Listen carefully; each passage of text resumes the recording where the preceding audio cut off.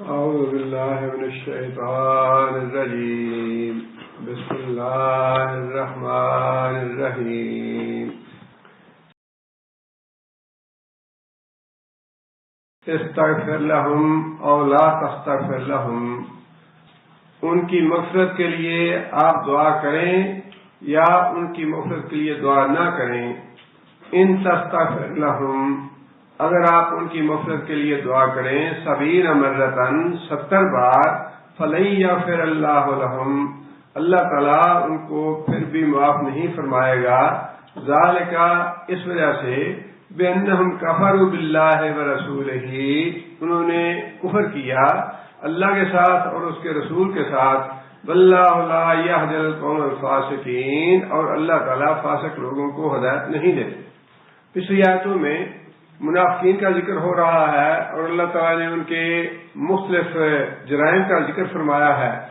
اب یہ آخری بات ہے منافقوں کے بارے میں کہ اے محمد صلی اللہ علیہ وسلم، انہوں نے دھوکہ دیا اہل ایمان کو بھی اور اللہ کو بھی دھوکہ دینے کی کوشش کی. حقیقت میں یہ اللہ اور اللہ کے رسول پہ ایمان نہیں لائے، لہذا ان کی مغفرت نہیں ہے. آپ اگر 70 بار بھی مغفرت کی دعا کریں تو اللہ ان کو معاف نہیں کرے گا. لہذا چاہے تو آپ ان کے لیے مغفرت کی دعا کریں، چاہے تو نہ کریں. آیت بڑی واضح ہے، لیکن اس آیت سے بہت سی باتیں ہمیں ملتی ہیں اور ہمیں اپنا عقیدہ صحیح کرنا چاہیے. سب سے پہلی بات تو یہ ہے کہ معاف کرنے والی اتھارٹی کون سی ہے؟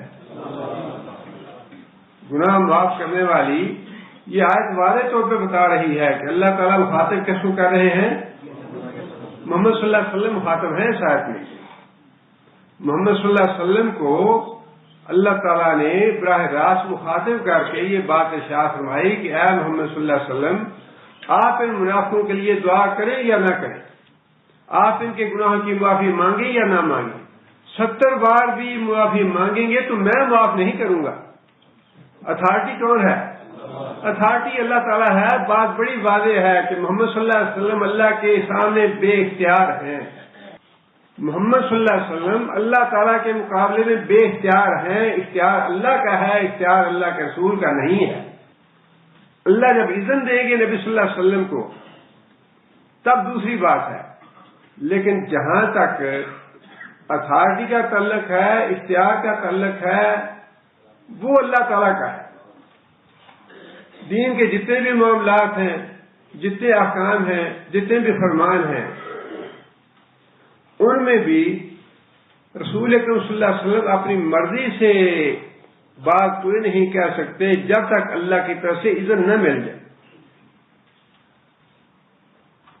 بہت سے سوالات کافروں نے، یہودیوں نے، عیسائیوں نے کیے نبی صلی اللہ علیہ وسلم سے، بلکہ بعض معاملات ایسے بھی ہیں قسم اللہ قول التی تجادلک فی زوجہا، اظہار کیا صحابی نے اپنی بیوی سے کہ تو میری ماں بہن کی طرح ہے.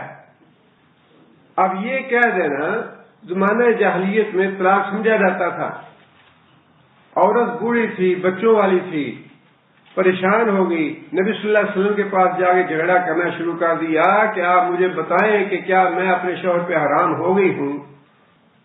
تو جادلوں کا جو جھگڑا کر رہی تھی، اب وہ عورت جھگڑا کر رہی ہے، نبی صلی اللہ علیہ وسلم جواب نہیں دے رہے، اس لیے کہ نبی صلی اللہ علیہ وسلم اتھارٹی نہیں ہے. بعض لوگ جو ہیں وہ اس کو گستاخی پہ محمول کرتے ہیں، یہ بے ادب ہے، یہ گستاخ ہے.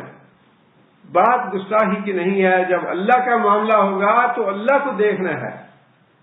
خالق اللہ ہے، مخلوق باقی مخلوق ہے، اللہ کے آگے تابع ہے، اللہ کی فرمان بردار ہے، اللہ کی غلام ہے. عبد ہے نبی صلی اللہ علیہ وسلم، محمد صلی اللہ علیہ وسلم عبدہ و رسول، غلام ہے اللہ کے اور رسول ہیں اس کے. اپنی مرضی سے جواب نہیں دیا نبی صلی اللہ علیہ وسلم نے جب تک یہ آیت نازل نہیں ہو گئی کہ یہ تو اپنے منہ کی بات ہے، لہذا یہ کہنے سے حرام نہیں ہوتی، البتہ اس کا کفارہ ہے وہ ادا کرے.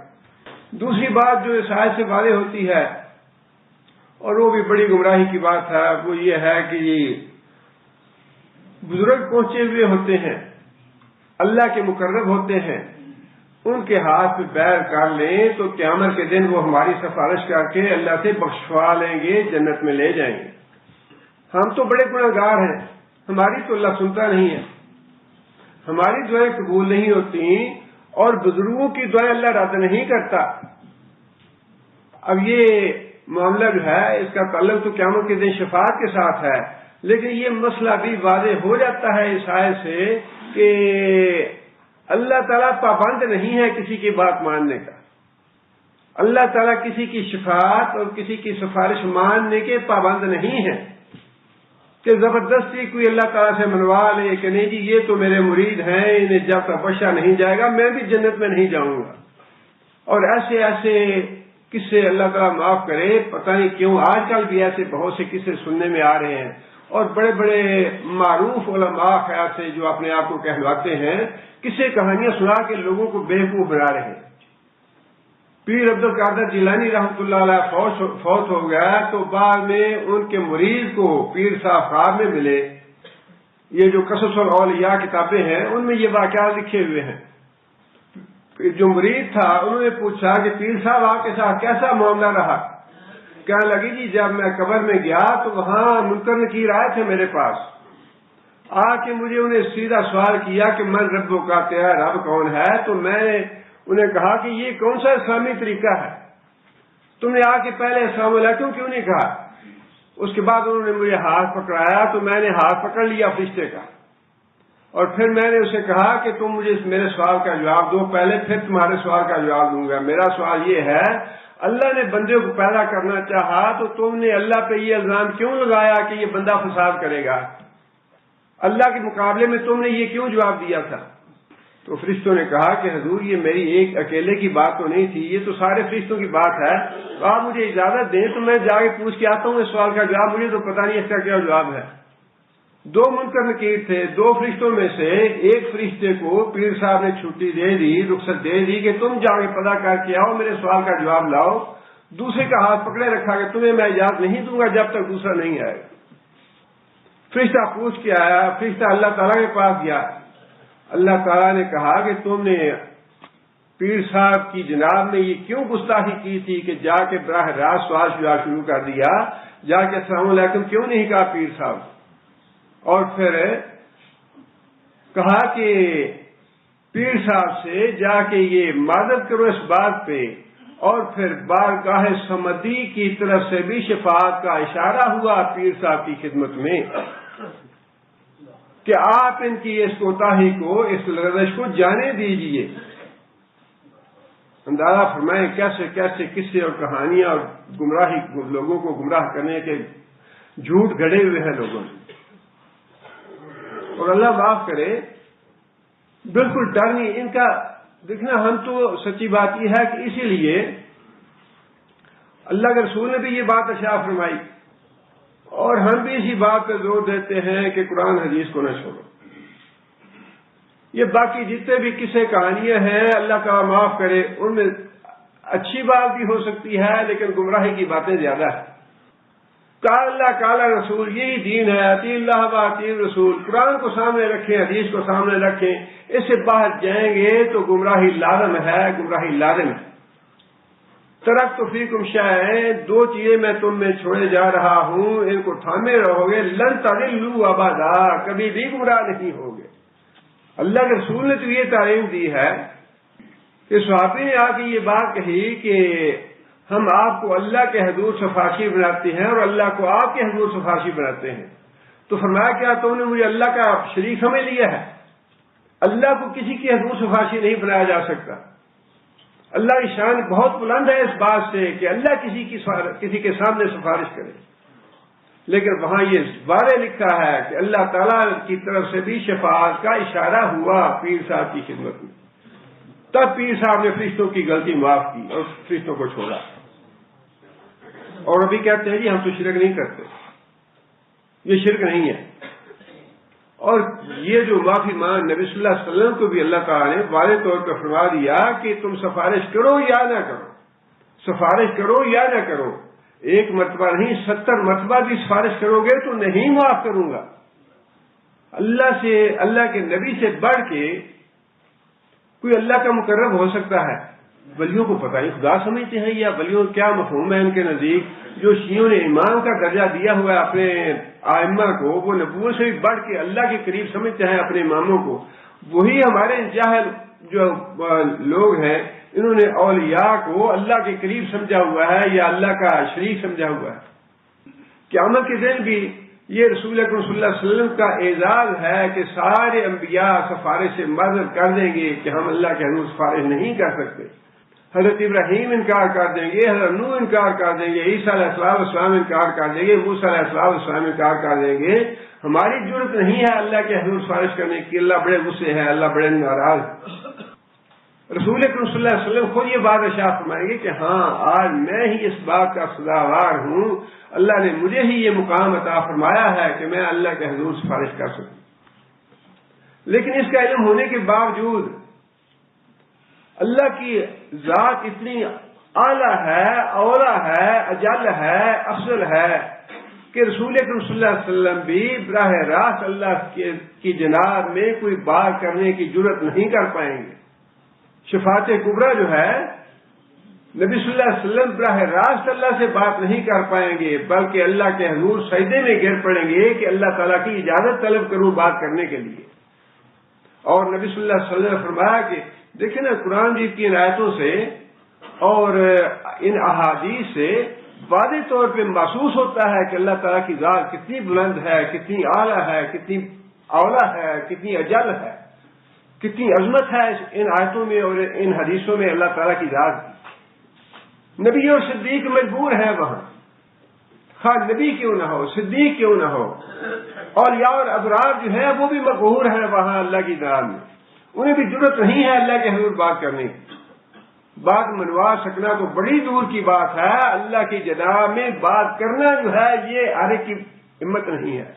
رسول اللہ صلی اللہ علیہ وسلم بھی جب بات کرنا چاہیں گے تو نبی صلی اللہ علیہ وسلم فرماتے ہیں کہ مجھے پتہ نہیں میں کتنی دیر تک سجدے میں پڑا رہوں گا، اور کون سے کلمات ہوں گے جو اللہ تعالیٰ مجھے اس وقت سکھائیں گے اللہ تعالیٰ کی حمد و ثنا سے، جو میں کتنی دیر کرتا رہوں گا. اور اس کے بعد اللہ فرمائیں گے کہ ہاں اے محمد صلی اللہ علیہ وسلم اپنا سر اٹھائیے اور آپ بات کیجیے، بات کیا کہنا چاہتے ہیں. معاملہ بالکل واضح ہے کہ رسول اکرم صلی اللہ علیہ وسلم جو ہیں وہ بھی اللہ تعالیٰ کے حضور اتنا اللہ تعالیٰ کی عظمت کا ڈر ہوگا، اللہ تعالیٰ کی جلالت کا اتنا خوف ہوگا کہ براہ راست نبی صلی اللہ علیہ وسلم بھی بغیر اجازت طلب کیے بات نہیں کر سکیں گے. من ذا الذی یشفع عنده الا باذنہ، روزانہ ہم پڑھتے ہیں، ایک بار نہیں کئی بار پڑھتے ہیں. کیا مطلب ہے اس کا؟ من ذا الذی یشفع عنده الا باذنہ. کوئی نبی یا کوئی فرشتہ یا کوئی ولی ایسا نہیں ہے جو اپنے آپ اللہ کی بارگاہ میں بات کرنے کی جرت کر سکے. کسی کی مجال نہیں ہے کہ اللہ کے حضور بات کرے اللہ کی اجازت کے بغیر. یوم یقوم الروح والملائکۃ صفا لا یتکلمون الا من اذن له الرحمن وقال صوابا. قیامت کے دن جب فرشتے بھی اور ساری مخلوق اللہ کے حضور کھڑی ہوگی، نہ کسی فرشتے کو مجال ہوگی، نہ حضرت جبرائیل کو مجال ہوگی کہ اللہ کے حضور کوئی بات کہہ سکیں. الا من اذن له الرحمن، سوائے اس کے جس کو رحمان اجازت دے دے. وقال صوابا، اور وہ بھی کوئی ایسی بات جو اللہ ناپسند کرتے ہوں زبان سے نہیں نکال پائے گا. جس کو سفارش کی اجازت ملے گی وہ بھی بات وہی کہے گا جس بات کو اللہ پسند کرتے ہوں.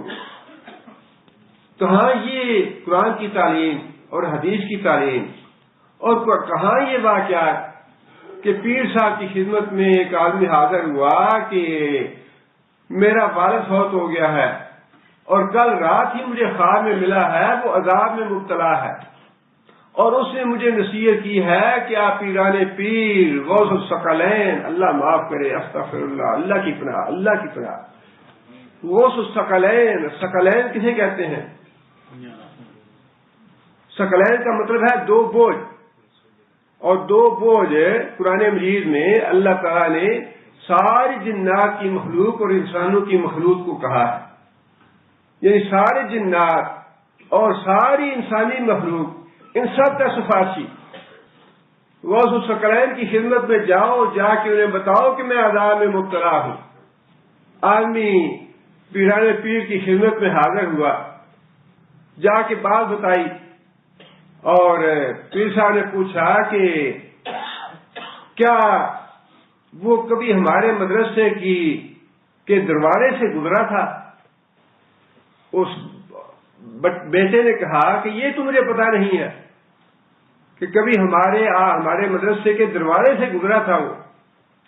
یعنی آپ یہ دیکھیں، اللہ تعالیٰ معاف کرے کہ اعمال صالح میں سے کون سی بات منتخب کی پیر صاحب نے پوچھنے کے لیے۔ اس زمانے میں بستی دروازہ نہیں ہوگا، ورنہ شاید یہ پوچھے بستی دروازے سے کبھی گزرے ہو۔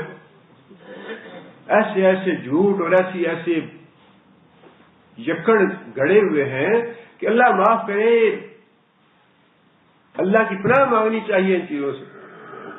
پیر صاحب نے خاموشی اختیار فرمائی اور فرمایا کل آنا۔ کل وہ آیا آدمی تو کہنے لگا کہ آج مجھے ابا جی پھر ملے تھے خواب میں، اور ابا جی نے مجھے بتایا ہے کہ میرا عذاب دور کر دیا گیا ہے، لہذا ابا جی نے مجھے حکم دیا ہے کہ پیر صاحب کی خدمت میں حاضری دیتے رہنا۔ کتنی آسان ہے سفارش، اور کتنا آسان ہے عذاب کو ٹالنا، اور کتنا آسان ہے اللہ کے حکم کو بدلنا، اللہ کے فیصلوں کو بدلنا کتنا آسان ہے۔ اور یہاں اللہ تعالیٰ یہ ارشاد فرما رہے ہیں پوری تحقیق کے ساتھ، ایک بار نہیں، 2 بار نہیں، 3 بار نہیں، فرمایا کہ 70 بار تم ان کی سفارش کرو۔ 70 بار سفارش کرو گے تب بھی نہیں معاف کرنا۔ اگر پیرانے پیر معاف کرا لیتے ہیں تو اللہ کی توحید کہاں رہی؟ اگر عذاب پیرانے پیر ٹال سکتے ہیں اور اللہ کو پیرانے پیر سے سفارش کرنی پڑتی ہے کہ میرے فرشتوں کو معاف کر دو، تو پھر اللہ کی توحید کہاں باقی رہی؟ نہ یہ بات دنیا میں ممکن ہے اور نہ یہ بات آخرت میں ممکن ہے۔ بات پہلی اور آخر وہی ہے جو اللہ نے قرآن میں ارشاد فرمائی، یا جو رسول اکرم صلی اللہ علیہ وسلم نے اپنی زبان سے ارشاد فرمائی ہے، ہم تو اسی پہ ایمان لائیں گے۔ لوگ اسے گستاخی سمجھیں یا جو مرضی کہیں، لیکن قرآن و حدیث سے باہر جانا سراسر گمراہی ہے۔ جتنے یہ واقعات ہیں، اور اللہ تعالیٰ معاف کرے، آج کل بھی بڑے بڑے تبلیغ کے نام پہ ایسے واقعات وہ لوگ بھیج دیتے ہیں موبائل پہ، سن کے ایسے رونگٹے کھڑے ہو جاتے ہیں۔ کیا کر رہے ہیں لوگ؟ کس طرح دنیا کو تباہ کر رہے ہیں، کس طرح لوگوں کا ایمان برباد کر رہے ہیں۔ فرمایا کہ استغفر لہم اور لا تستغفر لہم۔ اس میں ایک بات تو یہ پائی جاتی ہے کہ اللہ تعالیٰ نے، یہ اللہ کی رحمت کا معاملہ ہے، اللہ تعالیٰ اپنے بندوں کے ساتھ اور خاص طور پہ رسول اللہ صلی اللہ علیہ وسلم کے ساتھ معاملہ تو اللہ کے رسول ہیں۔ بات یہ ہے کہ دونوں باتیں جو ہیں وہ سامنے رکھنی چاہیے۔ جب اللہ کے رسول بھی ہیں اور اللہ کے بندے بھی ہیں، جب اللہ کے بندے ہیں تو پھر نبی صلی اللہ علیہ وسلم کی دم مارنے کی مجال نہیں اللہ کی بارگاہ میں، جب اللہ کے بندے ہیں۔ لیکن جب اللہ کے رسول ہیں تو پھر جس نے اللہ کے رسول کی اطاعت کی اس نے اللہ کی اطاعت کی، جب اللہ کے رسول ہیں۔ جب رسول ہیں تو پھر اللہ اور اللہ کے رسول میں فرق نہیں ہے، جو بات اللہ کی ہے وہی رسول کی ہے، جو رسول کی بات ہے وہی اللہ کی بات ہے۔ جس میں رسول راضی ہے اس میں اللہ راضی ہے، جس میں رسول ناراض ہے اس میں اللہ ناراض ہے۔ لیکن عقیدہ تو صاف کرنا ہے کہ اللہ کے رسول بھی ہیں اور اللہ کے بندے بھی ہیں، دونوں چیزوں پہ ایمان لانا ہے۔ یہ اللہ تعالیٰ کا فضل تھا، اللہ کی رحمت تھی کہ اللہ نے یہ نہیں فرمایا کہ مت دعا کرنا ان کے لیے، اشتہار دیا ہے مانگ یا نہ مانگ، ممانعت نہیں ہے، ٹھیک ہے مانگتے رہو۔ کتنی بے نیازی ہے اللہ کی بات۔ اللہ سمجھ، اللہ نبی کا بھی محتاج نہیں ہے، نبی محتاج ہے اللہ کا۔ نبی روتا ہے اللہ کے آگے، اللہ نہیں روتا نبی کے آگے۔ نبی ڈرتا ہے اللہ سے، اللہ نہیں ڈرتا نبی سے۔ اللہ کی ذات غنی ہے، مانگتے ہو تو مانگتے رہو، دعا کرتے ہو کرتے رہو۔ 70 بار بھی کرو گے 70 بار بھی نہیں معاف کروں گا، اس سے بڑی توحید اور کیا ہو۔ اور اگر کوئی اللہ کے رسول سے بڑھ کے کسی کو سمجھتا ہے تو اس کو اپنے دماغ کا علاج کرانا چاہیے۔ اگر 70 مرتبہ بھی سفارش کرو گے منافقوں کی تو معاف نہیں کروں گا۔ ذالک بانہم کفروا باللہ ورسولہ، فیصلہ اللہ نے نافذ کر دیا ہے، یہ کافر ہے۔ تم مسلمان کہتے ہو کہتے رہو، نام عبداللہ رکھا ہے رکھے رہو، نام عبد الرحمان رکھا ہے رکھے رہو، اللہ کا فیصلہ یہ ہے کہ یہ کافر ہے۔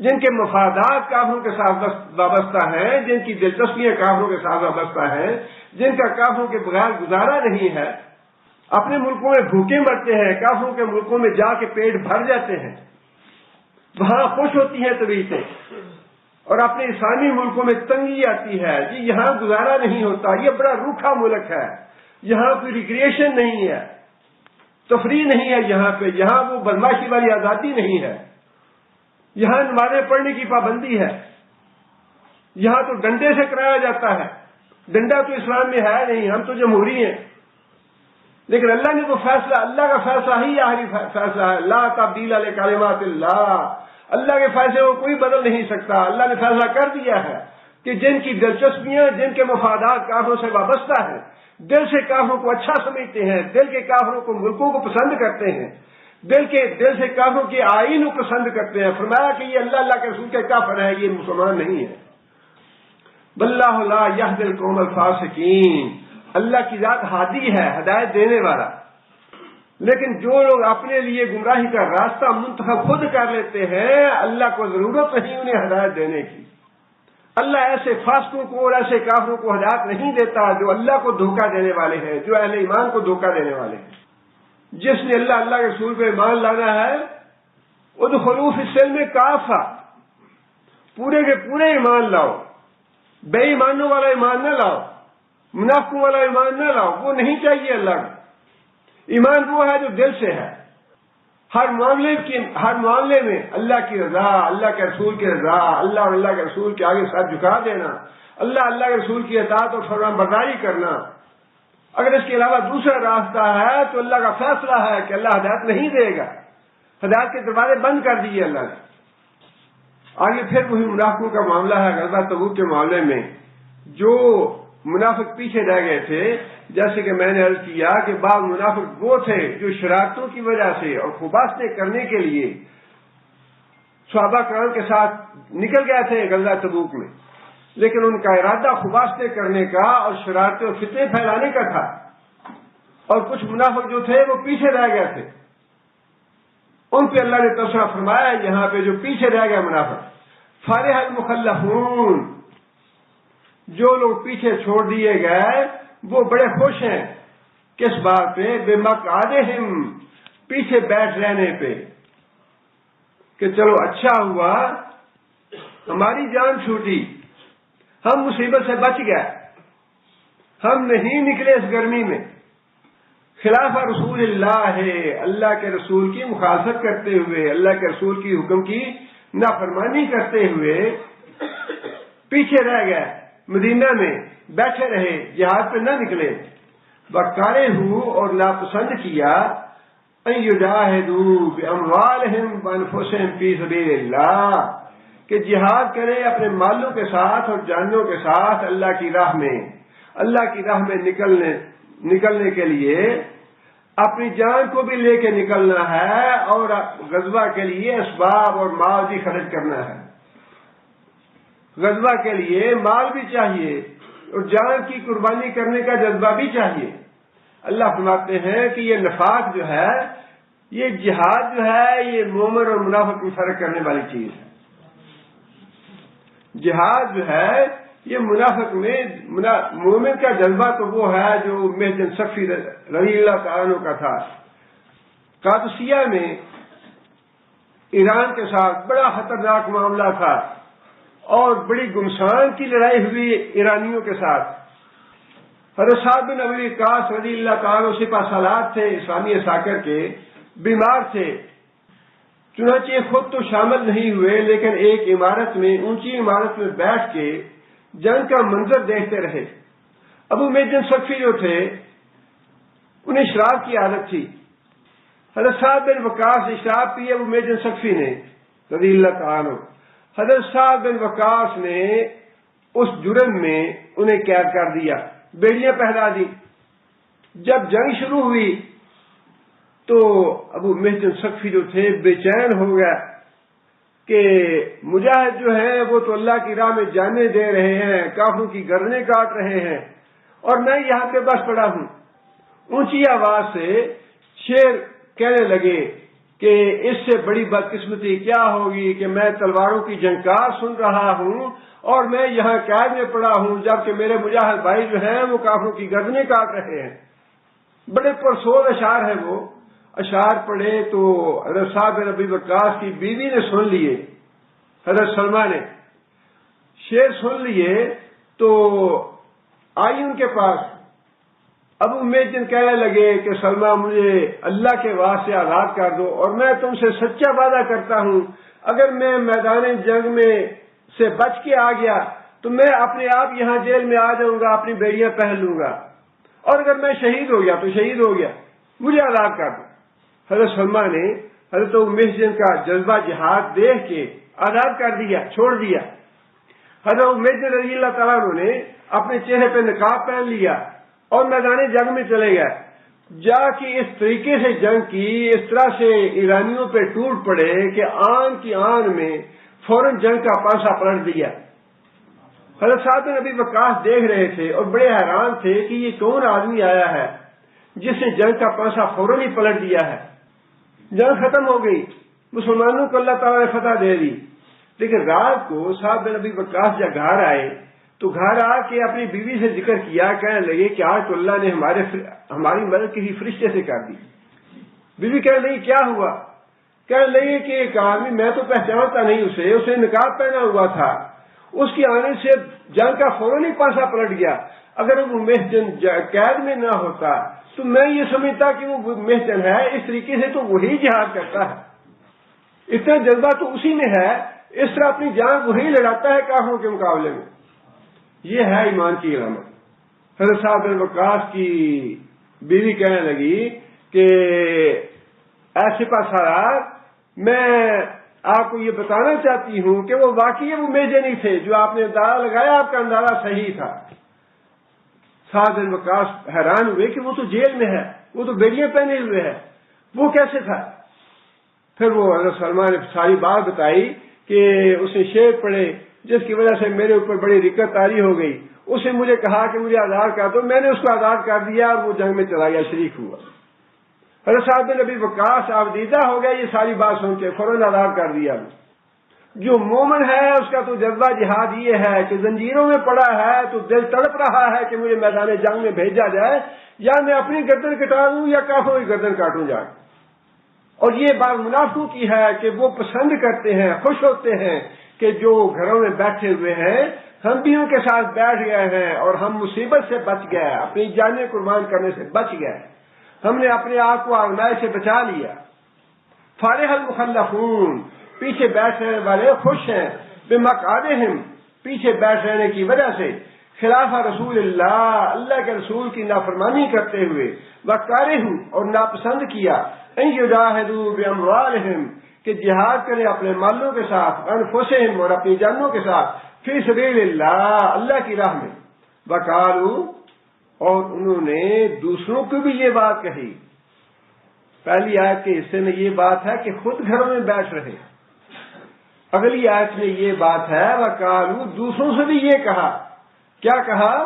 لا تنفروا فی الحر، لا تنفروا، باہر بڑی گرمی ہے، اندر ایئر کنڈیشن لگا ہوا ہے، آرام سے بیٹھو یہاں، باہر شدید گرمی ہے، لا تنفروا فی الحر، 700 کلومیٹر کا فاصلہ ہے، راستے میں سرائے نہیں ہے، استراحے نہیں ہے، پیٹرول پمپ نہیں ہے، اور راستے کا پتہ نہیں ہے بستی کہاں کہاں پہ ہے، صحرا کے صحرا ہے، دھوپ میں سفر کرنا پڑے گا، گرمی شدید ہے، کیوں اپنے آپ کو ہلاک کرتے ہو؟ بیٹھے رہو گھروں میں، نہ خود جہاد پہ جانے کے لیے تیار ہوئے اور دوسروں کو بھی ترغیب دی، دوسروں کو بھی حکم دیا کہ گھر میں بیٹھے رہو۔ یہ وہی بات ہے جو اللہ تعالیٰ نے اس سے پہلے ارشاد فرمائی ہے، جو مومن ہیں وہ تو نیکی کا حکم دیتے ہیں، برائی سے روکتے ہیں، اور منافق کیا کرتے ہیں؟ برائی کا حکم دیتے ہیں، نیکی سے روکتے ہیں۔ یہ وہی بات اللہ تعالیٰ نے واضح فرما دی کہ دوسروں کو بھی کہتے ہیں کہ لا تنفروا فی الحر، سخت گرمی ہے باہر، گرمی میں نہ نکلو، گرمی سے مر جاؤ گے، نڈھال ہو جاؤ گے، بھوک اور پیاس جینے نہیں دے گی، قل نار جہنم اشد حرا لو كانوا يفقهون. بڑا اچھا جواب دیا اللہ نے. یہ جواب ہمیں بھی اپنی عقلوں میں بٹھا لینا چاہیے. اللہ نے اس کا جواب یہ ارشاد فرمایا ہے، اے محمد صلی اللہ علیہ وسلم انہیں کہو نار جہنم اشد حرا، یہ جو سورج کی گرمی ہے اس کے مقابلے میں جہنم کی گرمی کہیں زیادہ ہوگی. اس گرمی سے بچتے ہو، سورج کی گرمی سے، جہنم کی گرمی مول لیتے ہو. تم سے بڑا احمق اور بڑا بیوقوف کوئی نہیں ہے. اپنے آپ کو بڑے عقل مند سمجھتے ہو، بچا لیا. اپنے آپ کو بچا نہیں لیا، جہنم کی آگ کا مستحق بنا لیا. اور جہنم کی آگ تو وہ ہے کہ نبی صلی اللہ علیہ وسلم کی ساری زندگی جو ہے وہ لوگوں کو جہنم سے ڈراتے ہی گزر گئی. صحابی کہتے ہیں کہ رسول اللہ صلی اللہ علیہ وسلم مسجد میں تشریف فرما تھے، ایک مسلسل دھند سوار ہے سر پہ. فرمایا کہ اچانک نبی صلی اللہ علیہ وسلم کو پتہ نہیں کیا خیال آیا.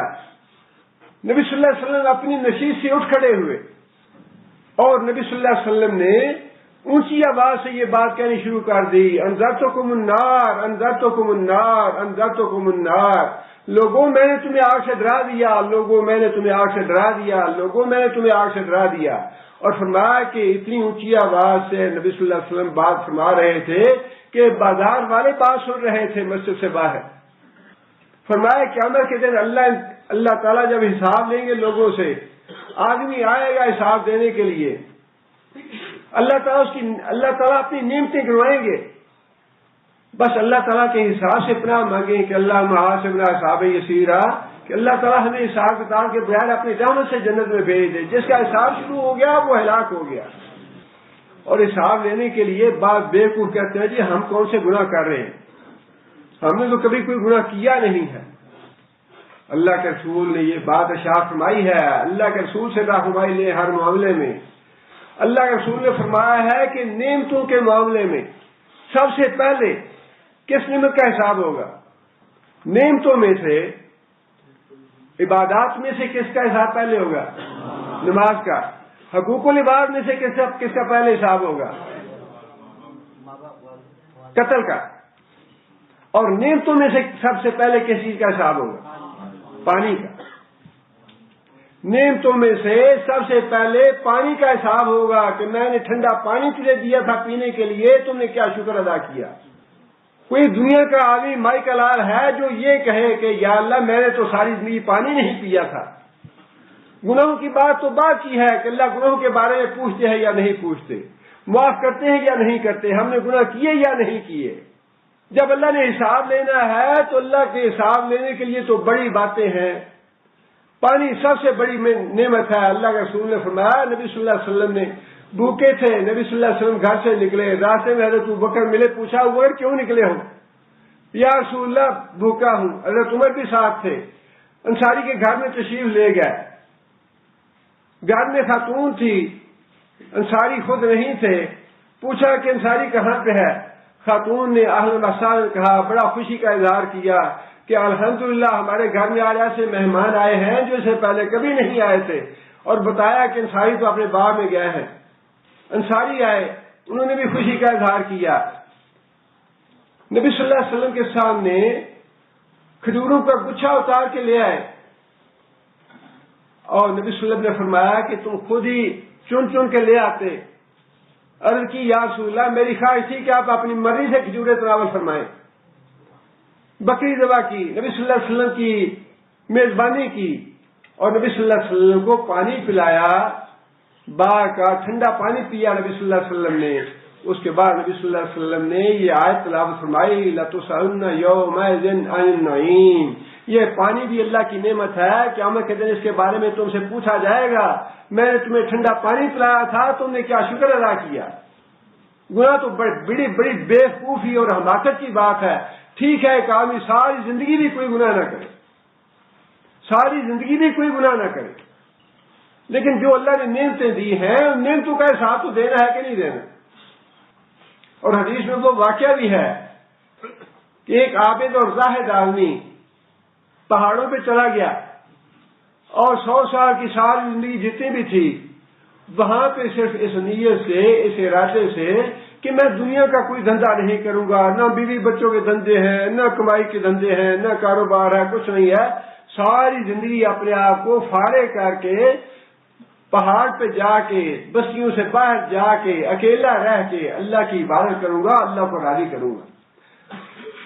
ساری زندگی 100 سال وہ اللہ کی عبادت کرتا رہا، اللہ نے چشمہ وہاں بھی پیدا کر دیا، کھجوریں پیدا کر دی، انگور پیدا کر دیے، وہ کھا کے ساری زندگی بسر کرتا رہا، اور قیامت کے دن جب حساب ہوگا تو اللہ فرمائیں گے کہ میرے بندے کو میری رحمت سے معاف کر دو، میرے بندے کو میری رحمت سے معاف کر دو۔ بندہ کہے گا یا اللہ میں نے تو کوئی گناہ کیا نہیں ساری زندگی، میں تو ساری زندگی تیری بات ہی کرتا رہا، اب بھی تیری رحمت سے ہی جاؤں گا جنت میں۔ بہت دھوکہ ہے ہمیں، بہت لا تغرنکم الحیات الدنیا، یہ دنیا کی زندگی تمہیں کسی دھوکے میں نہیں ڈالے۔ اللہ نے جب کسی سے حساب لینا ہے، جہنم میں ڈالنا ہے، پانی کا حساب لے کے بھی ادھر جہنم میں ڈال سکتے ہیں، اور کسی کو بخشنا ہے تو پانی سے بھی اللہ تعالیٰ جنت دے سکتے ہیں۔ یہ حدیث بھی ہے، نبی صلی اللہ علیہ وسلم نے فرمایا کہ بنی اسرائیل کے ایک آدمی نے پانی پیا کنویں میں اتر کے، جب وہ کنویں سے باہر نکلا تو اس نے دیکھا کہ ایک کتا جو ہے وہ کیچڑ چاٹ رہا ہے پیاس کی وجہ سے، اور اس آدمی نے دل میں یہ سوچا کہ جس طرح مجھے تکلیف تھی پیاسے ہونے کی، ویسی تکلیف اس کتے کو ہے۔ اس نے اپنے موزے کا ڈول بنایا، موزے سے نیچے اتر کے پانی نکالا، کتے کو پلایا۔ نبی صلی اللہ علیہ وسلم نے فرمایا کہ پانی پلانے کی وجہ سے اللہ تعالیٰ نے اس کو جنت میں بھیج دیا، اس کے گناہ معاف کر دیے۔ اور جسے جہنم میں بھیجنا ہے اس کو پانی کی وجہ سے اللہ جہنم میں بھیج دیں گے۔ نبی صلی اللہ علیہ وسلم کی حدیث ہے کہ جس آدمی نے پیاسے کو پانی نہ پلایا اور اس کے پاس پانی موجود تھا اپنی ضرورت سے زیادہ، پانی اپنی ضرورت سے زیادہ موجود تھا، اس کے باوجود پیاسے کو پانی نہ پلایا، اس پہ جہنم واجب ہو۔ پانی نہ پلانے سے جہنم اور پانی پلانے سے جنت۔ اس لیے یہ بات دل میں نہ لائیں کہ ہم سے تو کبھی کوئی گناہ نہیں ہوا، ہم تو نمازیں پڑھتے ہیں، روزے رکھتے ہیں، بڑی عبادت کرتے ہیں، بڑی تبلیغ کرتے ہیں، بڑے درس دیتے ہیں، بڑے وعظ کرتے ہیں، اس دھوکے میں نہ مبتلا ہوں۔ اللہ تعالیٰ نے اس بندے سے پوچھا کہ کیا تم اپنے اعمال کے حساب سے جنت میں جانا چاہتے ہو؟ فرمایا کہ اس آدمی کی بدبختی اس پہ غالب آ جائے گی، وہ کہے گا یا اللہ میں نے 100 سال عبادت کی ہے آپ کی، کوئی گناہ نہیں کیا، کسی کا حق نہیں مارا، کسی سے لڑائی جھگڑا نہیں کیا، جھوٹ نہیں بولا، کسی کی غیبت نہیں رہی، ساری زندگی میں اکیلا تنے تنہا رہا، میں نے تو کوئی گناہ نہیں کیا، میرا حساب کر کے مجھے جنت میں بھیجے۔ اللہ فرمائیں گے فرشتوں کو کہ اس کا حساب کرو، اس کے ساری زندگی کی نیکیاں ایک پلڑے میں ڈالی جائیں گی، اور اللہ فرمائیں گے کہ اس کی ایک آنکھ دوسرے پلڑے میں ڈال دو، ایک آنکھ۔ فرمایا کہ وہ ایک آنکھ اللہ کی نعمت جو ہے وہ ساری نیکیوں کو لے کے بوجھل ہو جائے گی، اللہ فیصلہ فرما دیں گے کہ اس کو جہنم میں ڈال دو۔ ایک آنکھ جو ہے ساری زندگی کی نیکیوں پہ بوجھل ہے۔ کہاں بھولے پھرتے ہیں ہم، کس دھوکے میں مبتلا ہے۔ اللہ تعالیٰ نعمتیں گنوائیں گے اس آدمی سے جس سے اللہ حساب لیں گے، اور اللہ تعالیٰ اسے یہی پوچھیں گے کہ کیا میں نے تمہیں دنیا میں ٹھنڈا پانی نہیں دیا تھا؟ کیا میں نے تمہیں دنیا میں مال اور دولت نہیں دیا تھا کہ مال دولت کی نعمت کو ایسے اور ایسے استعمال کرنا، میری فرما برداری میں استعمال کرنا، نافرمانی میں استعمال نہ کرنا۔ دوسرا سوال یہ ہوگا کہ کیا تمہاری طرف کوئی رسول نہیں آیا تھا، رسول نے میری باتیں نہیں پہنچائی تھیں؟ بندہ کہے گا کہ ہاں یا اللہ مال بھی دیا تھا اور تیرا رسول بھی آیا تھا۔ اللہ کے رسول فرماتے ہیں کہ وہ آدمی اپنے دائیں طرف دیکھے گا آگ نظر آئے گی، اپنی بائیں طرف دیکھے گا آگ نظر آئے گی۔ اور اس کے بعد نبی صلی اللہ علیہ وسلم نے یہ بات ارشاد فرمائی، اتقوا النار ولو بشق تمرۃ، آگ سے بچو، آگ سے بچو، خواہ کھجور کی ایک گٹھلی دے کے بچنا پڑے، کھجور کی گٹھلی صدقہ کر کے آگ سے بچو۔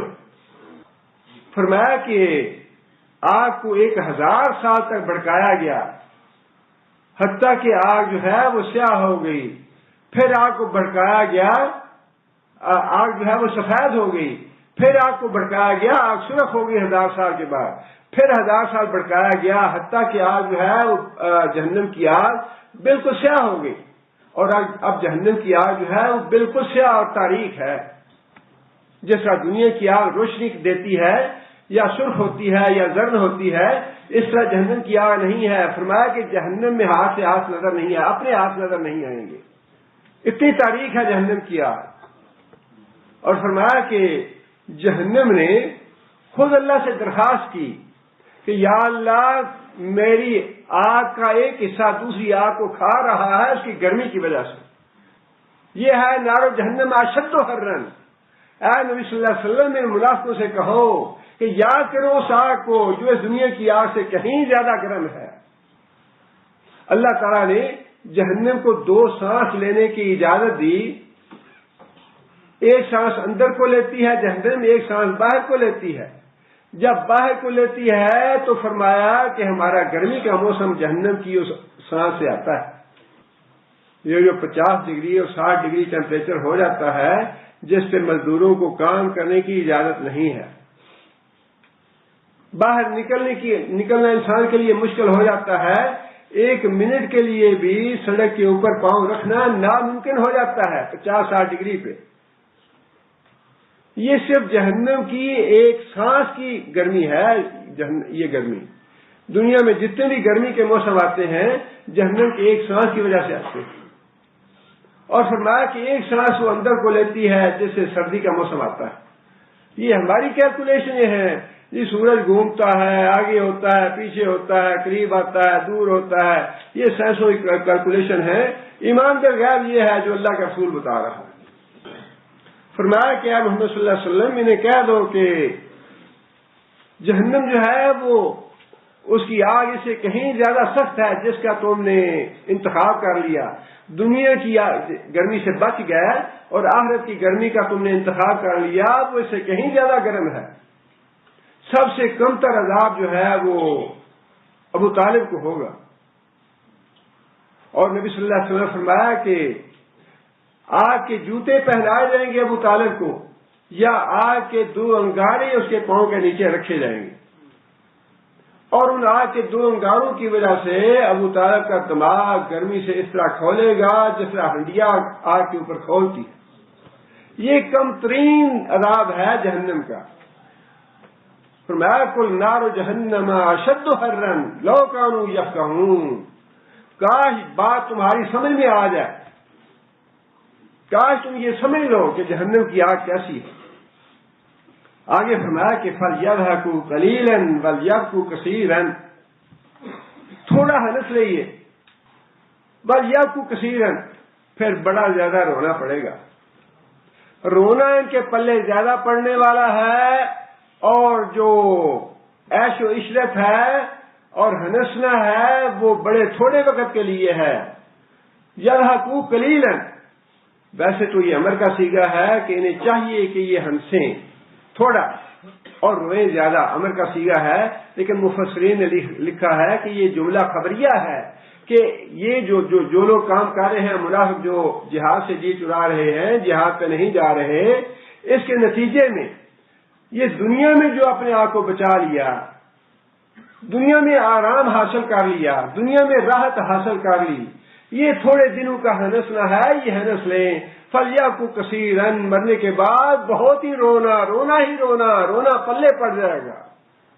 اور نبی صلی اللہ علیہ وسلم نے بھی یہ بات ارشاد فرمائی کہ قیامت کے دن جہنمی جو ہیں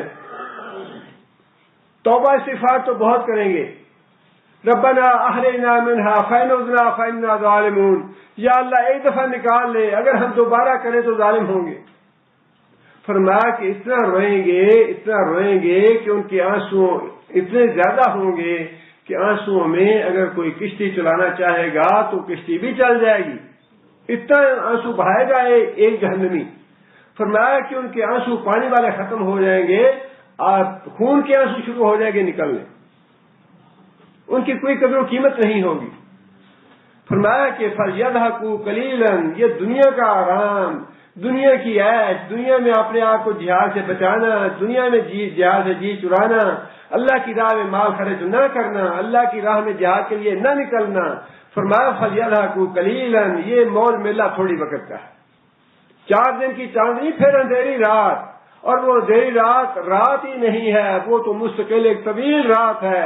یہ دنیا میں جو عیش و عشرت ہے، دنیا میں چاندنی ہے 4 دن کی، فَلْيَضْحَكُوا قَلِيلًا، یہ تھوڑے وقت کے لیے ہے۔ اور نبی صلی اللہ علیہ وسلم نے بھی یہ بات ارشاد فرمائی، بالکل یہی بات فرمایا کہ جو کچھ میں دیکھتا ہوں اگر تم دیکھ لو، اگر میں جو کچھ دیکھتا ہوں تم دیکھ لو، تم ہنسنا چھوڑ دو، اپنے گھروں سے باہر بھاگ جاؤ، اپنی بیویوں کے ساتھ لطف اندوز ہونا چھوڑ دو، جنگلوں میں چلے جاؤ، وہاں جا کے رہائش اختیار کر لو، اگر تم وہ دیکھ لو جو میں دیکھتا ہوں۔ صحابہ نے عرض کی یا رسول اللہ کیا دیکھتے ہیں؟ فرمایا میں جنت اور جہنم دیکھتا ہوں۔ فرمایا کہ اگر تم وہ دیکھ لو جو کچھ میں دیکھتا ہوں جب قبروں میں تم اپنے مردے دفناتے ہو، فرمایا تم قبروں میں اپنے مردے دفنانے چھوڑ دو، جو کچھ میں دیکھتا ہوں اگر وہ تم دیکھ لو کیا ہوتا ہے قبر میں، اپنے مردے دفنانے چھوڑ دو تم۔ اس لیے دنیا میں عیش و آرام، دنیا میں مزے لوٹنا، دنیا میں رنگینیاں کرنا، یہ منافقوں کا اور کافروں کا طرز عمل بتایا اللہ تعالیٰ نے۔ یہ طرز زندگی منافقوں اور کافروں کا ہے۔ مسلمان کا یہ ہے کہ وہ ہر وقت اس کے آگے فرمایا نبی صلی اللہ علیہ وسلم نے، لہذا تمہیں چاہیے کہ ہنسو کم اور رو زیادہ۔ صحابی نے پوچھا یا رسول اللہ مجھے کوئی نصیحت فرمائیے، نصیحت فرمائیے۔ پہلی دفعہ گیا نبی صلی اللہ علیہ وسلم کے پاس، پھر دوسری دفعہ گئے، تیسری دفعہ گئے، نبی صلی اللہ علیہ وسلم نے فرمایا کہ اپنے گھر میں بیٹھے رہا کرو، اپنے گھر میں بیٹھے رہا کرو، بلا ضرورت گھر سے نہ نکلا کرو۔ یہ نصیحت ہے نبی صلی اللہ علیہ وسلم کی۔ دوسری نصیحت، زیادہ باتیں نہ کیا کرو، اور کما قال رسول اللہ صلی اللہ علیہ وسلم، 3 باتیں نبی صلی اللہ علیہ وسلم نے فرمائی۔ تیسری بات یہ تھی کہ اپنے گناہوں کو یاد کر کے روتے رہا کرو، گھر میں بیٹھے رہا کرو، زیادہ باتیں نہ کرو، اور اپنے گناہوں کو یاد کر کے روتے رہا کرو۔ اس دنیا میں مومن ہماری تو بات ہی کیا ہے، یہ تو ہم واقعی دھوکے میں پڑے ہیں۔ صحابہ کرام کا یہ حال تھا، حضرت عائشہ رضی اللہ تعالیٰ عنہا کا واقعہ ہے ابو داؤد میں، گھر میں بیٹھے بیٹھے رونے لگیں۔ نبی صلی اللہ علیہ وسلم نے پوچھا کیوں رو رہی ہو؟ فرمایا کہ یا رسول اللہ مجھے جہنم کی آگ یاد آ گئی، جہنم کی آگ یاد آ گئی ہے۔ اور پھر پوچھا یا رسول اللہ، وہی بات جو ہم نے پہلے شروع میں پڑھی ہے، یا رسول اللہ کیا آپ قیامت کے دن اپنے اہل و عیال کو بھی یاد رکھیں گے؟ کیا اپنے اہل و عیال کو بھی یاد رکھیں گے؟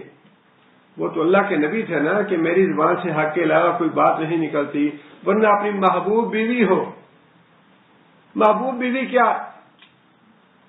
ایک 10,000 کا نذرانہ دے دے پیر صاحب کو، کہتے ہیں فکر نہ کرو ہم تمہارے ساتھ ہیں جنت میں لے جائیں گے، پریشان ہونے کی ضرورت نہیں ہے۔ لیکن وہ تو اللہ کے رسول سے فرمایا کہ 3 جگہوں کے علاوہ میں بھی کسی کو یاد نہیں کروں گا۔ تو میری محبوب بیوی ہو وہ اپنی جگہ پہ ہے، لیکن 3 جگہوں کے علاوہ میں بھی کسی کو یاد نہیں رکھوں گا۔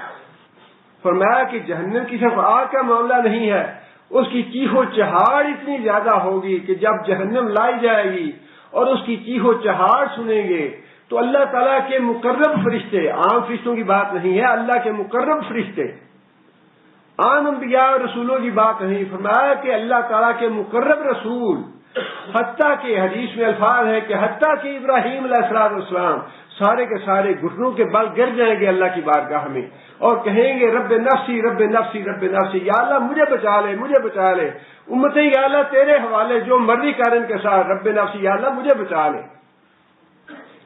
فرمایا کہ فَلْيَضْحَكُوا قَلِيلًا وَلْيَبْكُوا كَثِيرًا، انہیں چاہیے کہ ٹھیک ہے موج میلہ کر لے تھوڑا وقت، لیکن پھر رونا ہمیشہ کے لیے پلے پڑ جائے گا۔ اور جس نے آخرت کے رونے سے بچنا ہے وہ دنیا میں رو لے، جس نے دنیا میں عیش و عشرت کرنی ہے وہ آخرت میں روئے۔ اور نبی صلی اللہ علیہ وسلم نے بھی یہ حدیث فرمائی ہے کہ جس نے اپنی آخرت بنانی ہے اسے دنیا تو کچھ نہ کوئی نقصان کرنا ہی پڑے گا، جس نے آخرت سنوارنی ہے اسے دنیا میں کچھ نہ کوئی نقصان برداشت کرنا پڑے گا۔ اور جس نے دنیا بنانی ہے وہ اپنی آخرت کو بگاڑے۔ اب یہ تو ہونا ہی ہونا ہے، یہ ممکن نہیں ہے کہ یہاں بھی عیش و عشرت ہو اور آگے بھی عیش و عشرت ہو، دونوں جگہ پہ ممکن نہیں ہے۔ یا تو یہ قید خانہ ہے مومن کے لیے، قیدی بن کے رہے، اللہ کے رسول کی بات کے علاوہ کوئی دوسری بات سوچے بھی نہ، اور پابند رکھے، باندھ کے رکھے اپنے آپ کو قرآن اور سنت سے۔ اور اگر کھلا چھوڑنا ہے، یہ واقعہ ہے، وہ واقعہ ہے، وہ بخشوا لے گا، وہ شفاعت کر دے گا، وہ سفارش کر دے گا، وہ ایسے ہو جائے گا، کھلا چھوڑنا ہے تو پھر ٹھیک ہے، آخرت کا نقصان کر لو۔ اگر اس دنیا میں آزاد رہنا ہے، عیش و عشرت دنیا میں کرنی ہے تو آخرت کا خسارہ ہے، اور اگر آخرت سلوار نہیں ہے تو یہاں کچھ نہ کچھ خسارہ برداشت کرنا پڑے گا۔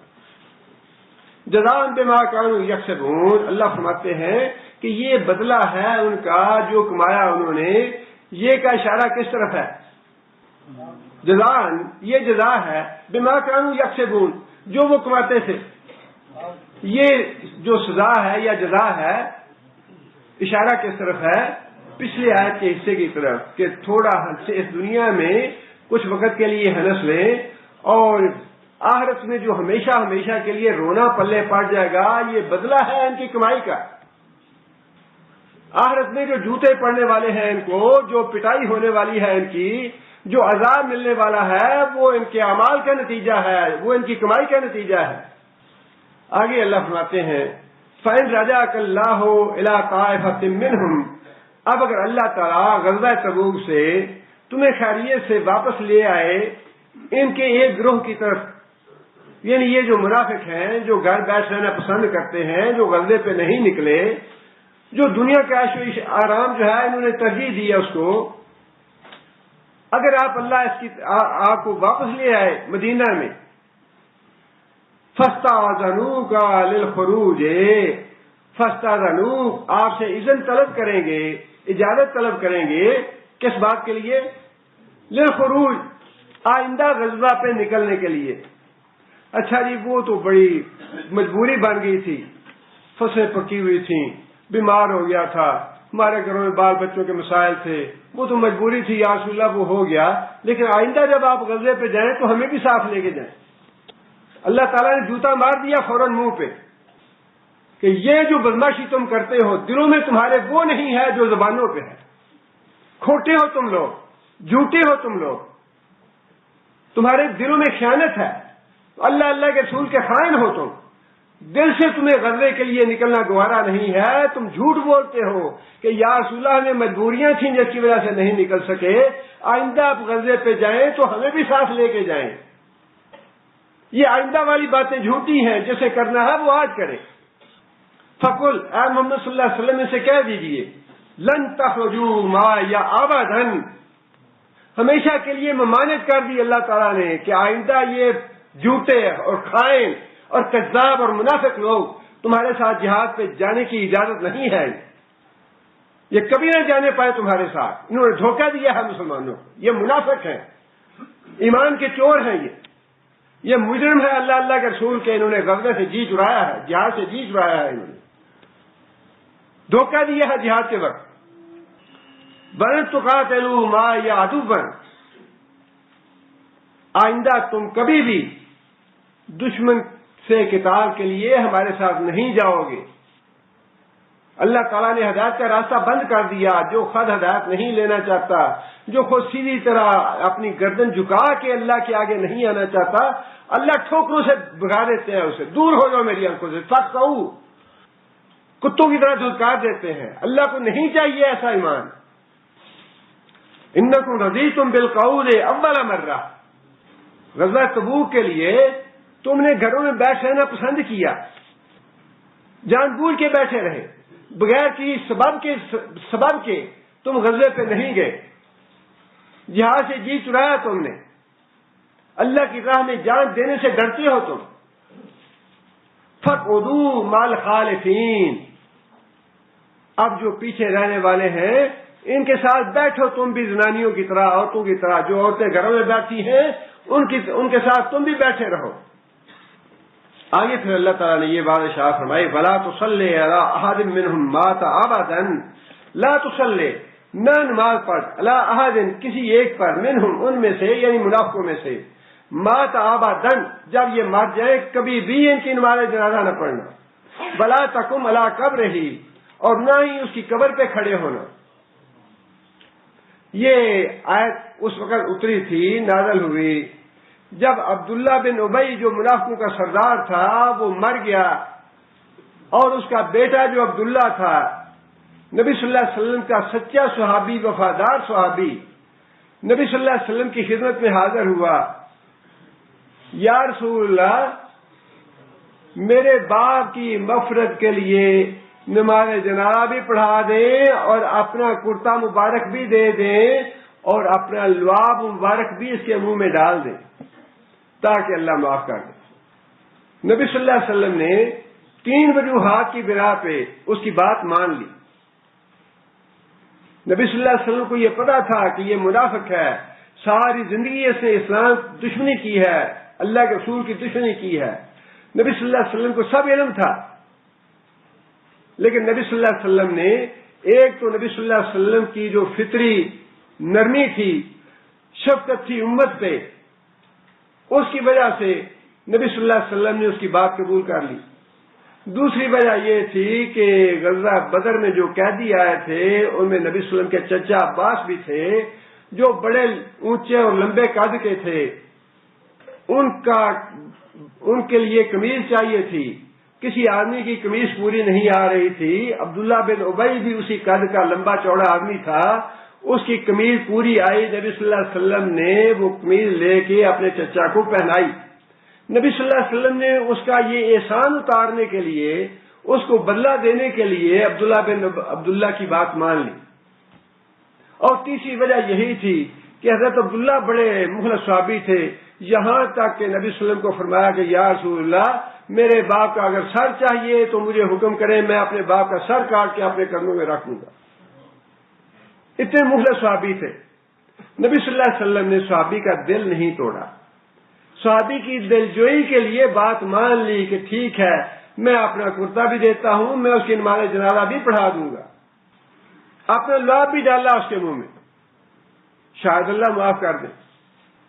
جب نماز جنازہ کے لیے کھڑے ہوئے تو حضرت عمر رضی اللہ تعالیٰ عنہ نے نبی صلی اللہ علیہ وسلم کا دامن پکڑ لیا کہ یا رسول اللہ یہ تو منافق ہے، اس نے فلاں فلاں کام کیے ہیں، فلاں فلاں اس نے وقت اسلام دشمنی کی تھی، آپ سے دشمنی کی تھی۔ نبی صلی اللہ علیہ وسلم حضرت عمر کی باتیں سن کے مسکراتے رہے۔ نبی صلی اللہ علیہ وسلم نے نماز جنازہ پڑھ دی عبداللہ کے کہنے پہ، لیکن جیسے ہی نبی صلی اللہ علیہ وسلم نے نماز جنازہ ختم کی تو اللہ تعالیٰ نے یہ آیتیں نازل فرما دیں۔ وہ آیت جو پہلی تھی وہ اس سے پہلے گزر چکی، نازل ہو چکی تھی، استغفر لہم او لا تستغفر لہم، وہ آیت پہلے نازل ہو چکی تھی، اور نبی صلی اللہ علیہ وسلم نے نماز جنازہ پڑھانے سے پہلے اسی آیت کا حوالہ دیا کہ مجھے اللہ نے منع نہیں فرمایا کہ نماز جنازہ نہ پڑھنا، بلکہ اختیار دیا ہے ان کے لیے دعا کرنا چاہتے ہو کرو، نہیں کرنا چاہتے نہ کرو، کرنا چاہتے ہو کرو، نہیں کرنا چاہتے نہ کرو، مجھے اختیار دیا گیا ہے۔ لہذا اس آیت میں جو الفاظ تھے ان کی وجہ سے نبی صلی اللہ علیہ وسلم نے نماز جنازہ پڑھا دی، لیکن نماز جنازہ پڑھانے کے بعد اللہ تعالیٰ نے یہ آیت نازل فرما دی کہ ٹھیک ہے تمہارا کرتا بھی ٹھیک ہے، تمہارا لعاب بھی ٹھیک ہے، تمہاری دعائیں بھی ٹھیک ہے، اللہم اغفر لہ ورحمہ، یا اللہ اس کو معاف کر دے، یا اللہ اس پہ رحم فرما دے، اللہم ادخلہ الجنہ، یا اللہ عبداللہ بن ابی کو جنت میں داخل کر دے، واعذہ من عذاب القبر و من عذاب النار، یا اللہ اس کو جہنم کے آگ سے عذاب کر دے، یا اللہ اس کو عذاب قبر سے محفوظ کر دے۔ یہ ساری دعائیں تمہاری ٹھیک ہیں، اپنی جگہ پہ ہیں، اس کے باوجود میں معاف نہیں کروں گا، اور آئندہ کے لیے تمہیں نصیحت یہ ہے کہ کسی منافق کی نماز نہ پڑھنا اور کسی کی قبر پہ بھی نہ جانا۔ یہ دو الگ الگ باتیں ہیں، دو الگ الگ باتیں ہیں، نماز جنازہ بھی نہ پڑھنا اور نماز جنازہ پڑھنے کے بعد اس کی قبر پہ جائے کھڑے بھی نہ ہونا، اس کی بھی اجازت نہیں ہے۔ اور اس کے بعد صحابہ کرام فرماتے ہیں کہ نبی صلی اللہ علیہ وسلم کا معمول مبارک یہ تھا کہ جب کوئی جنازہ آتا تو نبی صلی اللہ علیہ وسلم پہلے پوچھ لیتے کہ اس کا معاملہ کیسا تھا، خیر کا تھا یا کیسا تھا، اور خاص طور پہ نبی صلی اللہ علیہ وسلم قرض کے بارے میں پوچھتے تھے کہ اس پہ کوئی قرض تو نہیں ہے. اگر لوگ خیر کی بات کہتے تو نبی صلی اللہ علیہ وسلم نماز جنازہ پڑھا دیتے. اگر خیر کی بات نہ ہوتی تو نبی صلی اللہ علیہ وسلم فرماتے کہ اس کے گھر والوں سے کہو کہ اس کو جیسے مرضی دفن کر دے. اور قرض کے بارے میں بھی پوچھتے کہ اس سے کوئی قرض ہے. اگر کوئی آدمی کہتا ہے یا رسول اللہ قرض ہے، فرماتے کہ اچھا تم جو اس کی نماز جنازہ پڑھ لو، میں نہیں پڑھتا. صحابی آیا، فوت ہوا، پوچھا کہ اس پہ قرض ہے. صحابہ نے عرض کی یا رسول اللہ قرض تو ہے اس پہ. فرمایا کہ اس کا جنازہ تم پڑھ لو. ایک صحابی نے عرض کی یا رسول اللہ اس کا قرض میں اپنے ذمہ لیتا ہوں. نبی صلی اللہ علیہ وسلم نے دوبارہ تاکید کی اس سے، کیا پورے کا پورا قرض ذمہ لیتے ہو یا کچھ حصہ قرض کا ذمہ لیتے ہو؟ صحابی نے عرض کی یا رسول اللہ میں پورے کا پورا قرض ذمہ لیتا ہوں. فرمایا ٹھیک ہے میں نماز ادا پڑھتا ہوں. اور حضرت عمر رضی اللہ تعالیٰ عنہ کا معمول تھا کہ جب کوئی جنازہ آتا تو پہلے یہ دیکھتے کہ حضرت حذیفہ بن یمان اس جنازے میں شامل ہیں یا نہیں ہیں. اس لیے کہ انہیں منافقوں کے ناموں کا پتہ تھا. جس نماز جنازہ میں حضرت حذیفہ بن یمان نہ ہوتے، حضرت عمر بھی اس کی نماز جنازہ نہیں پڑھتے تھے. اس لیے کہ اللہ نے فرما دیا یہ کافر ہیں. کافر کے لیے یا مشرک کے لیے یا منافق کے لیے نہ دعا کرنے کی اجازت ہے، نہ اس کی نماز جنازہ پڑھنے کی اجازت ہے، نہ اس کے قبر پہ کھڑے ہونے کی اجازت ہے. انہم کفروا باللہ ورسولہ، انہوں نے کفر کیا اللہ کے ساتھ اور اس کے رسول کے ساتھ. وماتوا، اور مر گئے. وہم فاسقون، اس حالت میں کہ وہ فاسق تھے، توبہ کے بغیر مر گئے. ایک آدمی زندگی بھر شرک کرتا رہا یا کفر میں رہا، مسلمان تھا، کلمہ گو تھا، لیکن شرک کرتا رہا. عمر کے آخری حصے میں اگر آپ کو یہ پتہ چل جائے کہ اس نے توبہ کر لی تھی، پھر اس کی نماز جنازہ پڑھنی چاہیے. لیکن اگر معاملہ مشکوک ہو تو پھر معاملہ اس سے پرہیز کرنا چاہیے. اگر یہ یقین نہ ہو اور اگر یہ یقین ہو کہ مشرک ہے، پھر تو بالکل ہی معاملہ صاف ہے. اس کی تو دعا بھی نہیں کرنی، نماز جنازہ بھی نہیں پڑھنا، اور قبر پہ بھی کھڑے نہیں ہونا. خواہ ماں ہو یا باپ ہو یا بھائی ہو یا بیٹا ہو، جو بھی ہو، اگر مشرک ہے اور پتہ ہے، پکا پتہ ہے کہ قبر پرست ہے، یہ قبروں پہ نظریں نیازیں دینے والا ہے اور دوسروں کو مشکل کشا اور حاجت روا سمجھتا ہے، شرک اکبر کا مرتکب ہے، یہ اس کے لیے نہ دعائے مغفرت ہے، نہ نماز جنازہ ہے، نہ اس کی قبر پہ جانا ہے. البتہ جس کے بارے میں یہ پتہ چل جائے کہ اسے باقی آخری عمر نے توبہ کر لی تھی تو پھر اس کا معاملہ جو ہے مسلمانوں جیسا ہونا چاہیے. انہم کفروا باللہ ورسولہ وماتوا وہم فاسقون، اللہ اور اللہ کے ساتھ کفر کیا اور اس حالت میں دنیا سے گئے کہ یہ فاسق ہی تھے، توبہ نہیں کی انہوں نے. کفر کی حالت میں یا شرک کی حالت میں یا نفاق کی حالت میں ہی دنیا سے دفع ہوئی. منافقین کے بارے میں ہے، لیکن ان آیتوں میں جس چیز پہ سب سے زیادہ زور دیا گیا ہے یا جس چیز کو زیادہ نمایاں کیا گیا ہے وہ یہ ہے کہ مومن اور منافق میں فرق کرنے والی چیز جو ہے وہ جہاد ہے. جہاد سے جی چرانا، نبی صلی اللہ علیہ وسلم نے فرمایا کہ وہ آدمی جس نے ساری عمر نہ تو جہاد کیا، نہ اس کے دل میں جہاد کی تمنا پیدا ہوئی، نہ جہاد کیا نہ جہاد کی تمنا کے پیدا ہوئی اس کے دل میں، وہ نفاق پہ مرے گا. بالکل یہی بات ہے جو اس سورہ میں اللہ نے ارشاد فرمائی. اپنے مال سے، اپنی جانوں سے، اپنی زبان سے، اپنے قلم سے جس طرح بھی ہو سکے اللہ کے دین کے لیے جہاد قتال جس طرح بھی انسان حصہ لے سکے اس میں حصہ لینا چاہیے. اللہ تعالیٰ سے دعا ہے کہ اللہ تعالیٰ ہمیں نیک اعمال کی توفیق عطا فرمائے.